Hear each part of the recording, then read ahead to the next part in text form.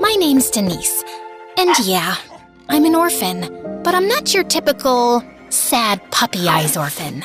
Nope, I'm more like an agent of chaos. I always loved breaking the rules and pulling off pranks, like that time when I was 6 and I changed the orphanage shampoo for pink hair dye. You guys look like you're about to drop the hottest K-pop album of the year. Denise, I told you not to do this again. But you're always saying we should brighten up the place. And sometimes I traumatized the other orphans. They say that if you say her name 3 times in front of a mirror, she appears. Denise, Denise, Denise. You summoned me? Ah! Mommy! You don't have a mommy. You're an orphan. And the people in the orphanage really tried to support in their own way. Hi, Denise. My name is Martha. I'm the new social worker, and I'm here to help you. But let's just say it didn't quite work. That creature is beyond help. Wait, she's just a little girl. That's not a little girl. That's the Antichrist. Aw, I love it. That'll be my new nickname. Over the years, some families did try to adopt me, but usually the first meetings ended up with them running away in terror. What? It's just fake blood. Okay, I'm kidding.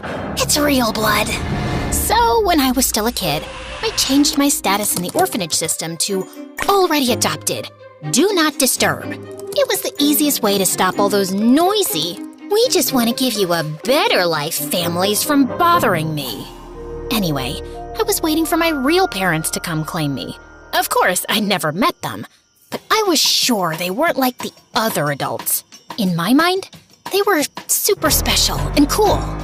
Maybe criminal masterminds pulling off daring heists, or spies living under fake identities, or outlaws on the run, too dangerous for a normal life or to raise a daughter. Just some years later, I got to meet my real parents, and they sure weren't what I was expecting at all. One night when I was 17, I was in the director's office, just replacing his stress meds with laxatives, when suddenly, a door at the back caught my attention. With my expert lockpicking skills, I had the door open in under a minute, and inside, I found the records and files of all the orphans. It wasn't hard to find mine. It was a little larger than the rest. There were reports, complaint forms, and even some newspaper clippings of the times I'd escaped the orphanage for a while to pull off some of my more daring feats. Oh my God! It's like someone made a scrapbook of all my greatest hits. Then, tucked between all the chaos, I saw it. An old page with 2 names under the heading, Parents. My heart stopped. Carmen and Henry Blandon. Sure, their names didn't scream criminal masterminds, but they were there, and there was even an address. That same night, I stuffed my file into my backpack and ran away from the orphanage. After a couple of days of hitchhiking and borrowing some strangers' cars, I finally arrived at my parents' address. It was a suburban house with well-cut grass and a family car. It wasn't what I was expecting, but I was ready to know the truth. I was about to approach the door when it suddenly opened, and I finally saw them. A woman in mom jeans who looked like she hadn't updated her haircut since the 90s, and a man who looked like he got excited about filing taxes. Don't forget our dinner date for Blandentines Day. Wouldn't miss it for anything. You, me, dumplings, and slow dancing in the kitchen. You sure you can handle that much romance? Only if you wear those socks with the little tacos on them. Ew! I wanted to scream, get a room!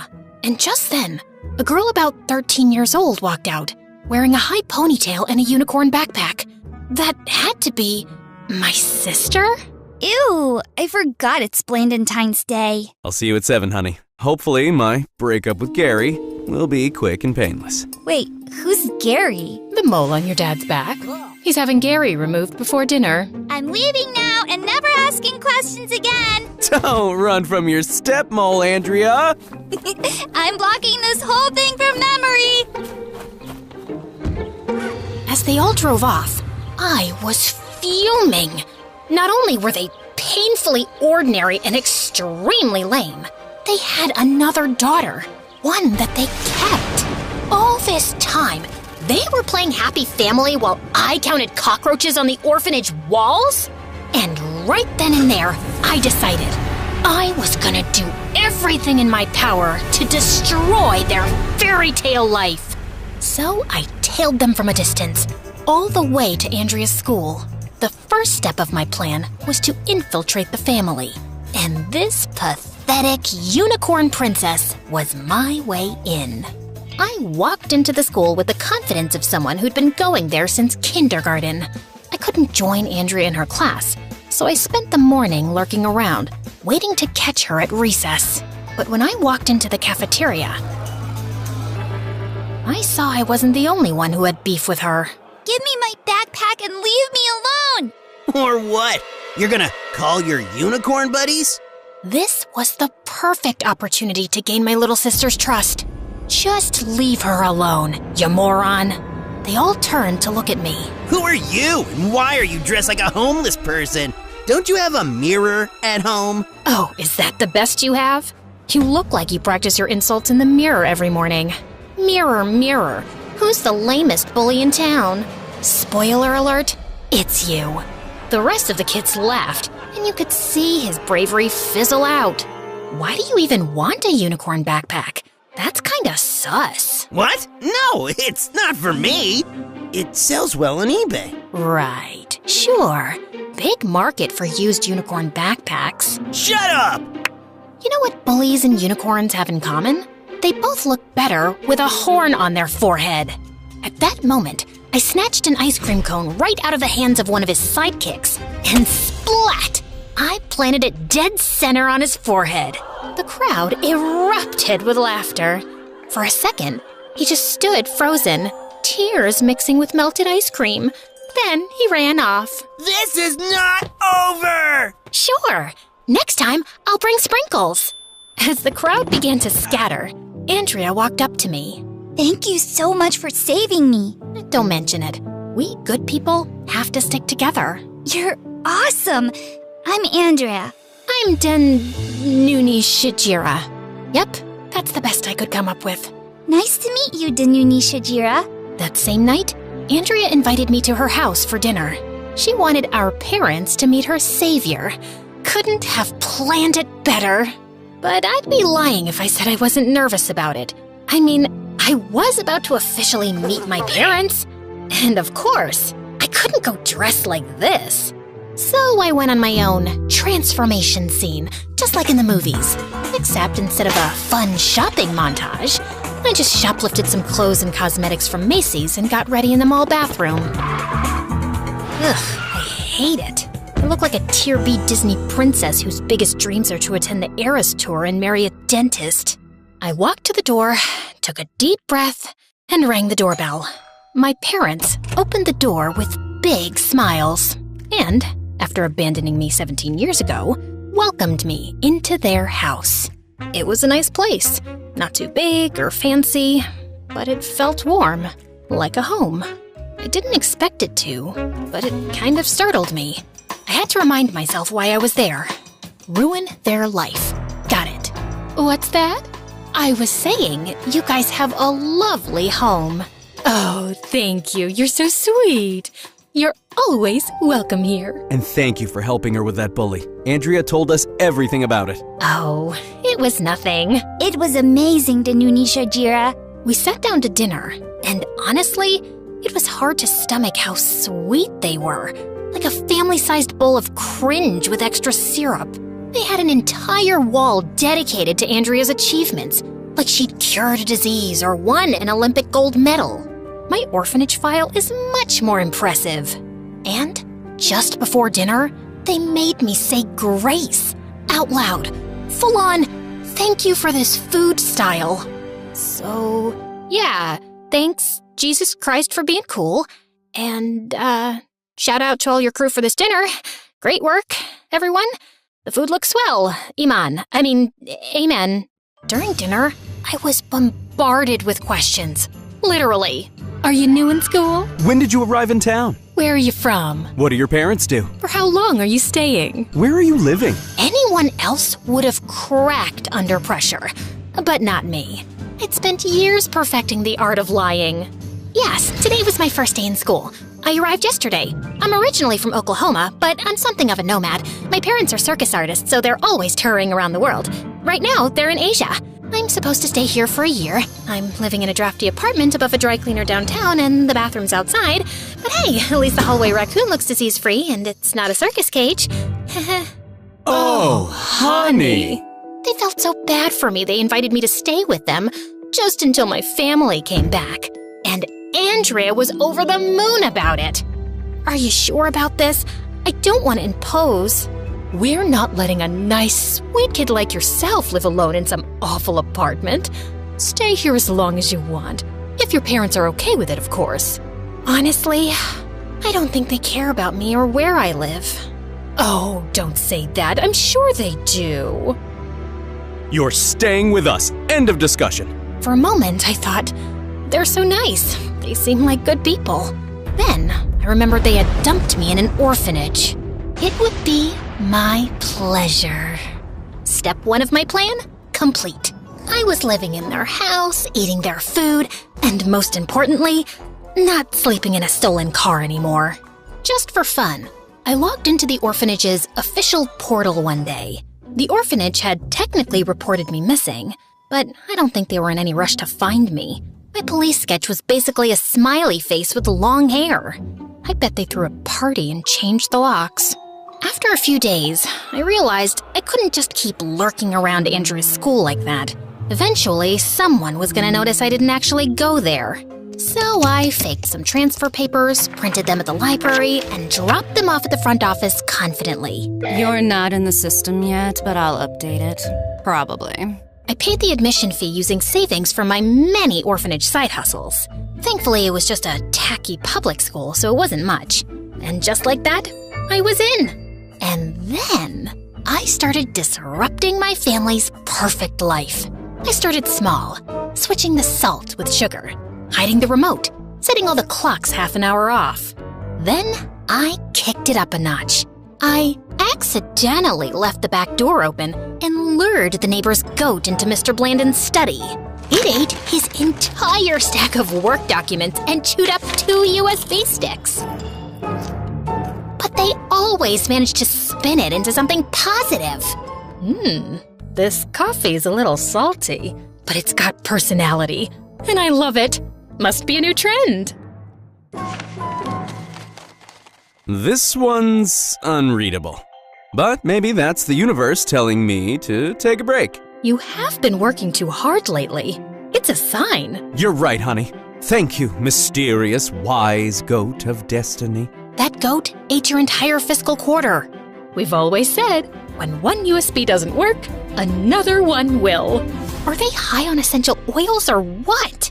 I don't know if it was their sickening optimism or the fact that I just accidentally salted my cereal, but the urge to vomit kicked in hard. I was getting defeated by a family of wholesome weirdos.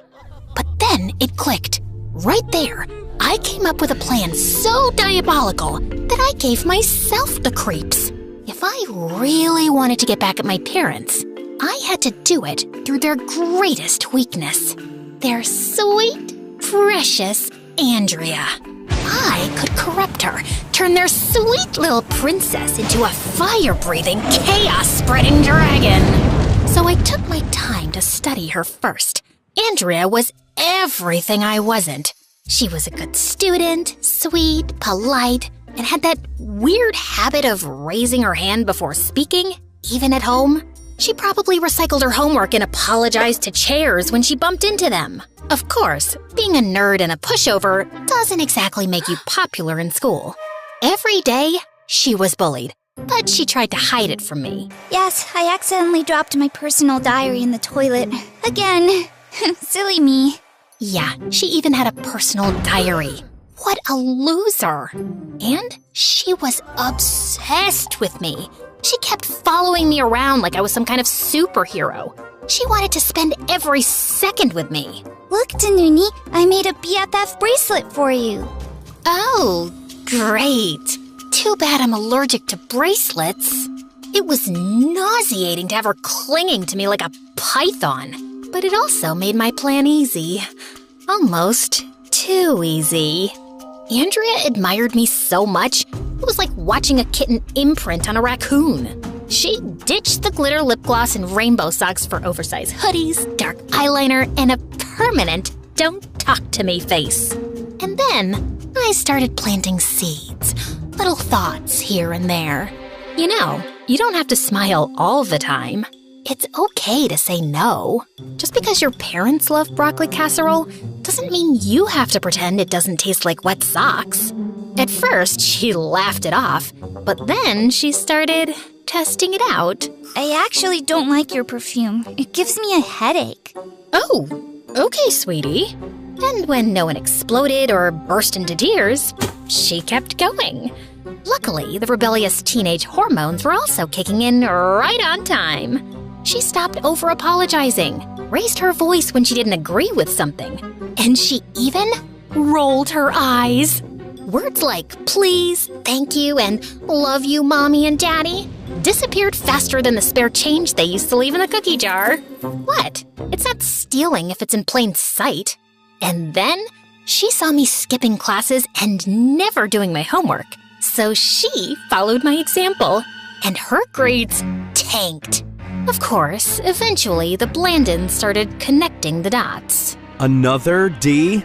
Andrea, what's going on with you lately? Can we just not do this? It's so exhausting. You've been acting out ever since, well, since Danuni showed up. Oh, so it's her fault now? Right, because you two are perfect. We didn't say that. Just drop it. Leave her out of this. Even though Andrea defended me, it was only a matter of time before they discovered for a fact that I was the rotten seed. So, as Andrea became more like me, I became more like her. Yeah, me, the perfect daughter. Go ahead and laugh. Mr. Blandon, your baseball card collection is seriously impressive. And Mrs. Blandon, that pink sweater, absolutely stunning. Oh, you're just the sweetest. Just saying it like it is, Mrs. B. We can go to a baseball game sometime, if you want, of course. There's literally nothing I'd love more. Oh, Danuni, we owe you an apology. What for? We thought maybe your influence wasn't that great for Andrea. She's changed so much. Oh, well, you know, it's just tough being a teenager. Exams, hormones, peer pressure, probably a boy named Jaden who plays the ukulele. It's a whole storm. But I don't want to cause you any distress, and maybe it would be better for everyone if I went back to my apartment. No, Danuni, it's not your fault. We were obviously wrong. You've been nothing but sweet and helpful to us. Please stay. My plan was working like a charm, but I knew that turning Andrea fully evil wasn't just about ditching glitter and grades. So, when the universe dropped the perfect opportunity into my lap during lunch, I knew it was showtime. A boy walked up to our table, tiny, wearing glasses and struggling to balance his food tray and stack of books. Move his chair. But he'll fall. Exactly. Andrea's conscience was clearly battling with her desire to impress me. The nerd took another wobbly step toward our table. Do it now, or he'll make it. And if he makes it, he sits. Andrea reached over and moved the chair. And the boy landed on the ground with a loud thud, food and books flying everywhere. Suddenly, everyone around started laughing. Except Andrea. She was looking horrified. But then... Didn't think you had it in you to bring down a nerd, Andrea. Respect. And just like that, a tiny, barely there smile cracked through her face. For once, people were not laughing at her, but because of her. She'd tasted chaos, and she liked it. Her villain story arc was complete. The rest was a walk in the park, Her grades kept sinking faster, detention became part of her daily routine, and our parents visited the principal's office so often, they were on a first-name basis. Meanwhile, I kept right on being the worst influence ever. You're definitely old enough to get a skull tattoo. Totally. You should kidnap that girl's dog. Sure, it's only natural for you to scratch the principal's car with your key. He's so annoying.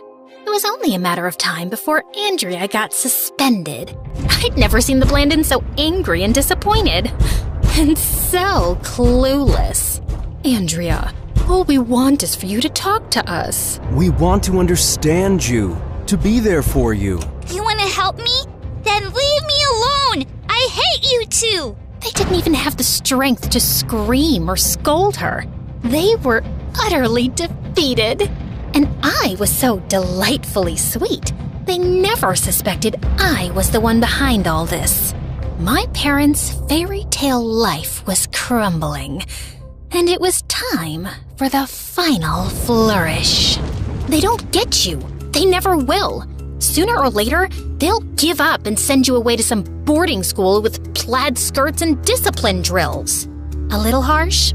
Maybe, but it worked. You've always seen me as this perfect little doll. I've always followed the rules and done the right things, and it never got me anywhere. But you don't care what anyone thinks. You don't beg to be liked. I want to know what that feels like.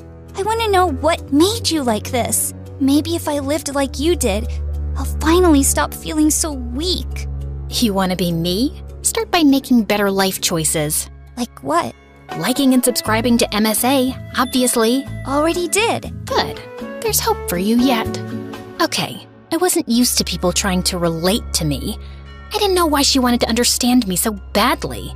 But there was rebellion in her eyes, and I knew she was ready to deliver the final blow. Then, just do what I would do. Blow it up. The next day, Mr. Blandon took Andrea to his office, thinking it would be a chance to bond, which was stupid considering she'd been acting like the spawn of Satan. First, she sent everyone running out of the office by accidentally setting off the fire alarms. Then she found the office smart speaker controls and hijacked them during an all-hands meeting. Baby Shark blared over the system for half an hour before someone figured out how to shut it off. But later that day, Andrea wandered into the break room, and as luck would have it, she overheard the CEO in full meltdown mode on a call, yelling about cutting staff like fat from a steak. Naturally, she recorded the whole thing on her phone, snuck back to her dad's desk when he was in a meeting, and uploaded the video straight to the company's internal Slack channel. Needless to say, Mr. Blandon left work that day with a cardboard box and a security escort. That night, the Blandons sent Andrea to bed without dinner. As they sat in the living room silently, I spied on them from the staircase. What are we going to do now? That job was all that kept us afloat. We're gonna be okay. How? I don't know. I did it. I ruined the lives of my neglectful parents. But it didn't feel like a sweet victory. I really hate to say it, but I actually felt bad for them. Sure, they deserved it, but Andrea didn't. She was a victim, just like me. She just wanted a friend, and I took advantage of that. And suddenly, I felt horrible. Oh my God, I feel dizzy. I went upstairs to her room to talk to her, maybe even confess, but she wasn't there, or anywhere else in the house. Her things were gone, and her window was open. Andrea ran away. What? She's gone. Babe, check upstairs again. Danuni, you take this floor. I'll ask the neighbors. We searched the whole house. Every room, every closet, every dumb hiding spot. Nothing. No one saw her. Oh, baby, we can't lose her too! Two? They looked at each other for a moment and took a deep breath. Andrea is not an only child. We had another daughter before her. This is not the time to talk about that, honey. Wait, what happened to her? They froze, a heavy silence hanging between us. When we found out we were having her, we were so happy. But we were so young. We were still kids. Our families didn't take the news well. They didn't want us to keep her. Said we were throwing our lives away. We refused, so they kicked us out and cut us off. We had nothing. We were living in a broken-down trailer, and we didn't have money for diapers, food, or heating. One night, she got sick, and we couldn't even afford to take her to a proper doctor. We tried our best, but it wasn't enough. We realized that if we really loved her, we had to let her go. I listened to their story, barely holding it together, fighting the urge to cry or just explode. We took our girl to an orphanage and left her there. It was only until we got back on our feet. We were always going to go back for her. But you didn't. Yes, we did. We spent some years getting our lives together, saving money, finding a place to live, and then we went back for her. Why are you lying? What? We are not lying. You never came back for me. That one word hit like a lightning bolt. There was no need for any explanation. They understood everything in a second. Their eyes welled up instantly. Denise. Our baby girl! They tried to hug me, but I stopped them. No! Don't think for a moment that this is a heartwarming Instagram moment. You abandoned me and never came back. But we did, honey, we did. Stop lying. We are not lying. We went back for you, but the system said you were adopted. And something weird like, do not disturb. Whoopsie whoopsie. Well, that was my bad. But still, they just gave up? We thought you were adopted and we didn't want to ruin your new life. Do I look adopted to you? Yeah, I know that didn't make much sense, but I was too emotional. My head was spinning, and I didn't know if I wanted to cry, scream, or just disappear. I just can't do this right now. Please, just let us explain. No, stop. You had 17 years to explain. Now it's too late. I need to think. Don't follow me. They tried to stop me, but I was out of there before they could. I was more than ready to go back to the orphanage. Clearly, the family life wasn't for me.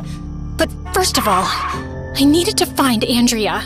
I checked the school, her favorite bookstore, the sad little park where we once dared a squirrel to steal someone's fries. Nothing. Come on, Andrea, where would you even go?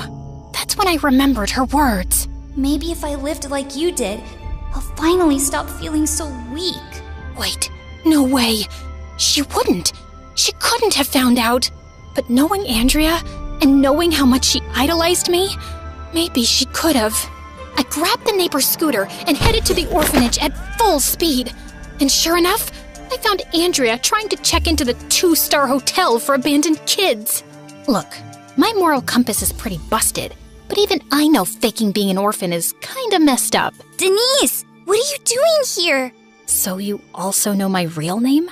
I thought our parents never told you of my existence. They didn't. And then she explained everything. Mom and Dad never told me anything about you. But when I was around 10, I found an old box in their closet. Inside, there were some baby clothes, a hospital bracelet, and a lot of pictures. I didn't understand at the time who this baby was or why she wasn't around, and I just never dared to ask. But then you showed up. Wait, you knew who I was right away? No, not at first. I mean, you did raise some suspicions. Like, you gave me an obviously fake name and were weirdly eager to meet my parents.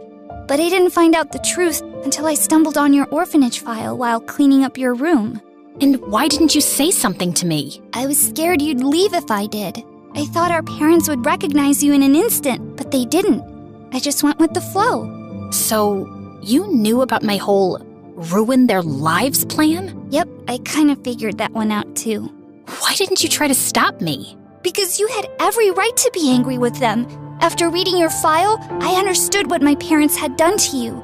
You had to live all your life in a horrible place like this without knowing who your parents were or why they had abandoned you. Of course you acted out. And they never even told me I had a sister. They weren't even planning to. So, you didn't go all evil and chaotic because of me? Well, yes. I mean, at least partly. The truth is, I did want to impress you. You're bold, fearless, cool, the opposite of me. I started copying you at first because I wanted you to like me. But when I read the file, I just got so mad at our parents. They deserve all we did and more after what they did. They were struggling and desperate. What, are you going to justify their actions now? No, not exactly. But I think I get them better now. They were scared, overwhelmed, and they made a horrible decision. And so did I. I hurt someone who didn't deserve it, just because I was mad and scared, and I thought it would make me feel better. I wanted to destroy them, and I used you to do it. You were just this sweet, unicorn-loving nerd, and I turned you into, well, me. That's not sister stuff. That's villain stuff, and I'm really sorry.